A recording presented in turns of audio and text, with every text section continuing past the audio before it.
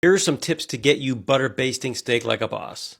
First, buy a thick steak, 1.5 inches to be exact. At that thickness, it can stay in the pan long enough to generate a killer crust without overcooking. Second, salt it well and in advance. For this 1 pound steak, I'm using 1.5 teaspoons of Diamond Crystal kosher salt. I'm letting it sit in a rack in a rim baking sheet for at least 45 minutes and up to 3 hours to season. Do not skip this step. Third, this is a hands-on technique, and once you start cooking, you can't leave the stove, so make sure everything you need is within easy reach. Heat some canola oil in a stainless, carbon steel, or as I'm using, a cast iron pan over high heat until just smoking. Blot the steak dry and press it into the pan. Flip it every 30 seconds until the crust is well formed, about 3 minutes. Flipping frequently ensures even cooking and generates a gorgeous crust faster, because neither side of the steak has a chance to cool down much. Add the butter, then the thyme and garlic. Tilt the pan and start basting. Continue to flip the steak and cook until it reaches 120 Fahrenheit. It'll only take a couple minutes. Move the steak to a cutting board and let it rest for 10 minutes. Remove the aromatics from the pan and pour the butter into a small bowl. Slice the steak and drizzle with the herb brown butter to serve. You can find this full recipe for butter-basted steak on cooksillustrated.com.